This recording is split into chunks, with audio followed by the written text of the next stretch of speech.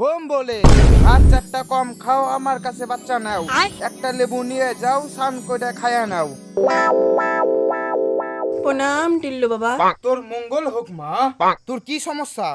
আমার বিয়ে করে 4 বছর হয়ে গেছে, তাও এমনি বাচ্চা হইতেছে না। বাবা তুমি জানবাই পারো, আমার একটা উপায় করে দাও, আমি জানি বাচ্চার মুখ থেকে মা ডাক শুনবে পারি।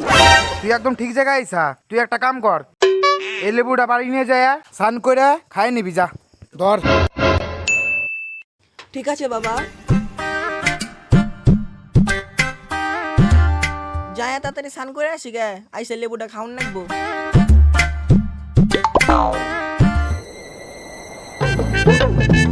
ইস রে গরম রে, এই গরমে লেবু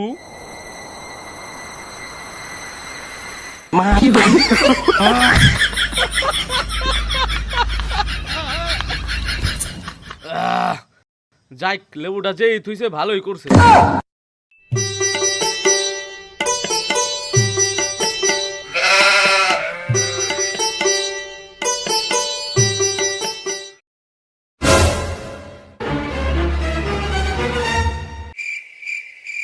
কি হইছে? এই চেয়ারে একটা লেবু তুইছিলাম, লেবুটা কো? কোন লেবু? তুমি তো দেখতেছ আমাকে পোলা পান হইতেছে না, তার জন্য টিল্লু বাবার কাছে গেছিলাম। কি কইলো তাইলে টিল্লু বাবা? টিল্লু বাবা আমার একটা লেবু দিয়ে কইলো কি, এটা স্নান করার পরে খাইস, খাইলে তোর বাচ্চা হবো। হায় হায়, কয় কি রে, গুয়া মারছে। তাই আমি লেবুটা চেয়ারে তুই স্নান করবে গেলাম, আইসে দেখি লেবু নাই। হাই হেরে, লেবুটা যে কে খাইলাম, এখন যদি আমার পেটে বাচ্চা হয়ে যায় তাহলে তো মান সম্মান সব যাইবে না।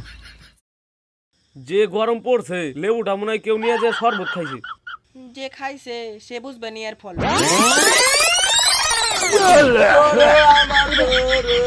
আমার কি হইল রে, আমি তোমার একটা কথা কই নাই রে।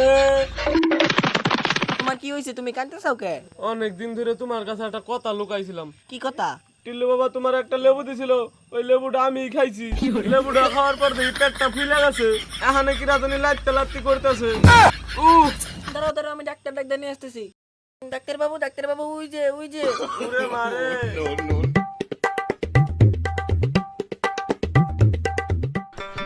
তোমার এম বইলো কেমবা? আমার কর সময় নাই ডাক্তার, বেদনায় ছায়া পাইতেছি না, আগে ঠিক করো।